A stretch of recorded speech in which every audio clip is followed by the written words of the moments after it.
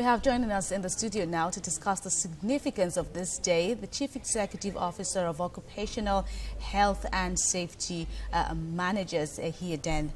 Thanks a lot for joining us. Ehi Iden.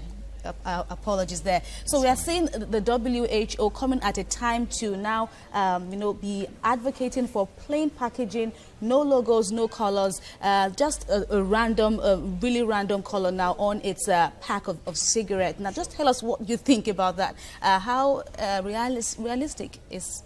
Well, good afternoon, everybody. And is coming about with this concept at this point in time is to strip cigarette pack of the illusion that people always have. It's glossy, it's beautiful, and replace it with a very strong tobacco use consequence, and which of course are the pictures. And that's the way to go, because when you look at the tobacco pack that we see before now, the design kept improving by the day. And if you look at the psychology of taste and consumption, it has a whole lot of huge impact on how people feel. If you carry out research that was shown at some point shows that people didn't know what it was really. They just believe, oh, it looks really nice.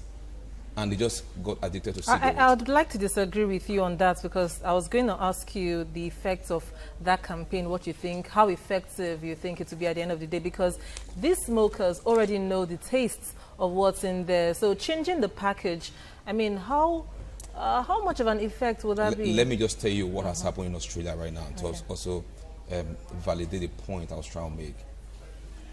Australia has been the first country that actually put set this motion in place, which of course the WHO is actually hinging on to actually make it run across all the 170 member countries that signed this treaty. And after they signed this, they put the policy in place in 2012, there was a research that was conducted, and people who were already known smokers, and we did a random check on the carrier study, most of them said, yes, the pack doesn't look attractive anymore, and it doesn't make me feel like going to tobacco anymore.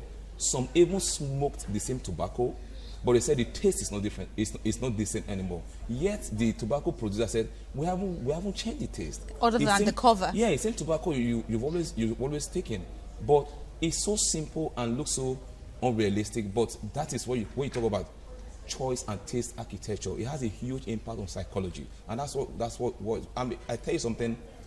When the 2013 report came out, in Australia, tobacco consumption among people of age 14 and above dropped from 15.1 to 12.8% daily consumption.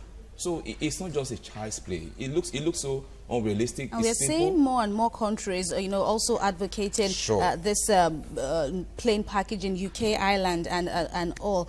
But some tobacco companies have said that is making the industry over-regulated, and but let's just find, how would you react now to an argument against this no branding thing now that's saying it's over-regulated?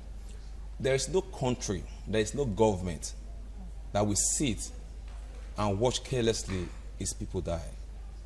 The government is the custodian of public safety, and public safety comes first before profit. So we can't kill our people because some organization or some cartel wants to make profit. That's not the way it goes. So we can't say because we want to safeguard the trade interest of the tobacco company and let's throw away the global public health agenda. It's not going to happen, and that's what WHO is actually driving. And like you said, really, you can see Ireland came in on March 2016. UK has signed it right now. Norway is coming in. Hungary is coming in. New Zealand is coming in. A lot of countries, EU is actually looking at it. It's what they don't want to embrace. When EU adopts it right now, it runs across all the EU countries. So you find out that where the tobacco will be focusing on will just be Africa and the Asia continent. So okay, apart from this packaging campaign now and proposed legislation, there are also established legislations in place.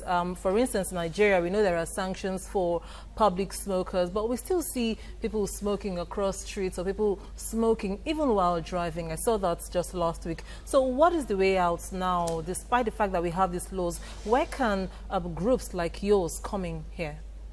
I'll start by telling you, where there is no law, there is no offense. And that's where I'll take it from. Nigeria, as much as I remember before the recent legislation, you know how much it was to smoke in the public, but you know what the penalty was? 15 naira.